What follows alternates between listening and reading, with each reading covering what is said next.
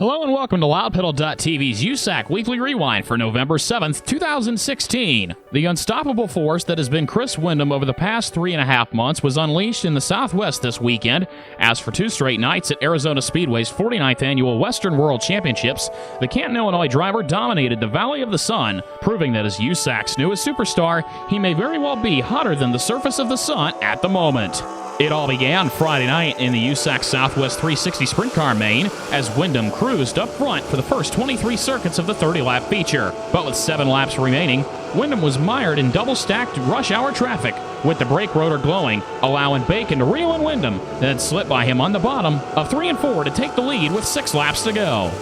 However, Bacon's lead would be short-lived as just moments later, he skated up the track at the entrance of Turn 1, just enough to allow Windom to capitalize and get back by on the bottom. Bacon continued to stalk Windom for the lead through the traffic jam until RJ Johnson slowed to bring out the caution and set up a 3-lap shootout with a clear racetrack out in front of them. Windom zipped away on the ensuing restart, although Bacon was able to close in on the final lap to finish just .171 seconds behind Windom, who wrangled his first career USAC Southwest Sprint Car victory as the Baldwin Brothers team took a prelim night victory at the Western World for the 2nd consecutive year. Bacon took second ahead of Tom Ogle, and Windom's night was just getting started.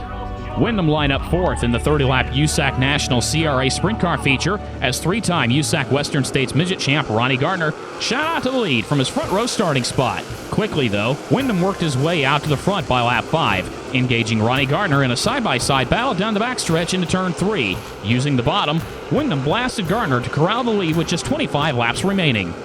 1 lap later, Thomas Meserol followed suit as he slipped by Ronnie Gardner for second with a similar move off Turn 4. Torrential rains that washed out Thursday night's practice provided a heavy and lightning-fast racetrack, but nobody was as fast as Windom as he extended his lead just before halfway. But Windom had his advantage wiped away due to separate yellows for the turned-around car of Jeremy Ellertson and the slowing car of Dave Darwin, who was running 5th. Yet the slowdown for Windom was only temporary, as on each restart, he was able to jump out and immediately distance himself from second running Meserol.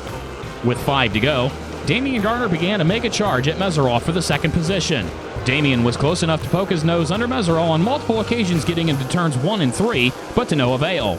By that point, though, the race for the win slowly dissipated into the desert horizon as Windom now held a 3/4 straightaway lead that he wouldn't relinquish as he drove to a commanding 3-second victory over Damian Gardner and Thomas Meserol. In the process, Windom became the first driver since Bud Kading at Indiana's Terre Haute Action Track in 2001 to win multiple USAC-sanctioned sprint car features in a single night. On night 2 of the Western World, right from the get-go, pole sitter Brady Bacon and outside front row starter Ryan Bernal went to war. The two went wheel-to-wheel, side-by-side throughout the entirety of the first lap, but Bernal was the first to strike as he ripped the cushion to snare the lead at the flag stand. Bernal rode high and Bacon low for the first 3 trips around the 1/3 mile oval, but on the 4th lap, the two traded lines and Bacon rode the high line to pass Bernal to take P1. Bernal stayed within range of Bacon and attempted to retaliate with a slide in Turn 3, but settled back into second as Bacon held the point in the early going. On lap 11, the leaders encountered lap traffic as Bernal found himself boxed in the cushion behind Zach Madrid. He encountered and aimed the bottom underneath Bacon, shooting down the banking and getting a run that took him to the lead as he slipped across Bacon's nose to claim the lead momentarily. Bernal cut down to steal Bacon's line away on the bottom, but skated up to the middle of the racetrack just a bit, allowing Bacon to sneak back underneath to retake the lead with just 18 laps to go. As Bacon bolted away to half a straightaway advantage with less than 10 laps to go, Bernal developed a vibration on the left front that both RJ Johnson and Chris Windom were able to take advantage of.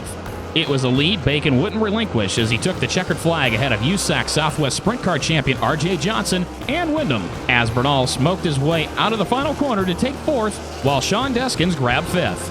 With his runner-up finish and 12 wins during the season, the series winningest driver, RJ Johnson of Tempe, Arizona, was crowned USAC Southwest Sprint Car champion for the 4th consecutive year. Charles Davis Jr. took second in series points, 131 back, while Matt Rossi, Mike Martin, and Ty Mahako round out the top 5.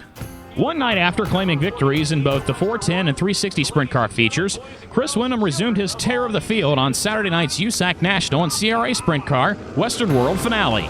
At the drop of the green flag for the 30-lap feature, outside front row starter Damian Gardner swung wide to gain traction on the cushion, but pole sitter Windom was able to beat Gardner to turn 1, sliding up in front of the 4-time USAC CRA champ to take the point. Just after completing lap 1, the roles became reversed as Gardner drove to the bottom in turn 1 to successfully slide job Windham to retake the top spot exiting turn 2. However, Windham reset and came right back at Gardner entering turn 3, briefly overtaking Gardner for the lead as he drifted up to the outside guardrail. Gardner countered, sprinting downhill off the banking to reclaim the number 1 spot again at the stripe. In contrast to the previous night's heavy, hammer-down racing surface, the cushion on Saturday night's racetrack was pushed a car width higher, thus presenting a slider fest in the early going and allowing Windham to throw his machinery sideways at the bottom of turn 1, beating Gardner to the cushion between turns 1 and 2. As Gardner checked up, Windham shot away into the distance. Gardner thought about making the same response 1 lap later, but wasn't quite close enough to pull the trigger and instead fell into line behind Windham. After a red flag for a Max Adams flip on lap 13, Windham flexed his muscles on the ensuing restart where he advanced his lead to nearly 3/4 of a second, just 1 lap following the restart, and 1 lap later, stopped the watch at an interval of 1.15 seconds between himself and Gardner. The closing gap between the two appeared to be a classic desert mirage as it looked as though each time Gardner got 1 step and 1 car length closer to the leader, Windham would respond by ripping past a lap car of his own to maintain the buffer zone between himself and Gardner. With his October victory at the Terre Haute Action Track and the 2 straight victories at the Western World, Windham became the first driver to win 3 USAC AMSOIL National Sprint Car features in a row this season and the first to pull off the hat trick since Robert Ballou during Eastern Storm in June of 2015. In a repeat sight from one night earlier, Windham was followed to the line by Damian Gardner, who was the only driver to lead race laps other than Windham. Brady Bacon, Dave Darlin, and Chase Stockin filled out the remainder of the top 5. Richard Vanderweerd, Jerry Coons Jr., hard charger Ryan Bernal, Carson Macedo, and Josh Hodges took spots 6 through 10. Brady Bacon takes an insurmountable 257-point lead over Chase Stockin into this week's 21st Budweiser Oval Nationals at California's Paris Auto Speedway. Thomas Meserol is 3rd, Dave Darlin 4th, while Chris Windham advances 2 positions to move into the top 5. This is Michael McIntyre, and on behalf of the United States Auto Club and LoudPedal.tv, Racer Max says thanks for watching, and we'll see you next time at the races.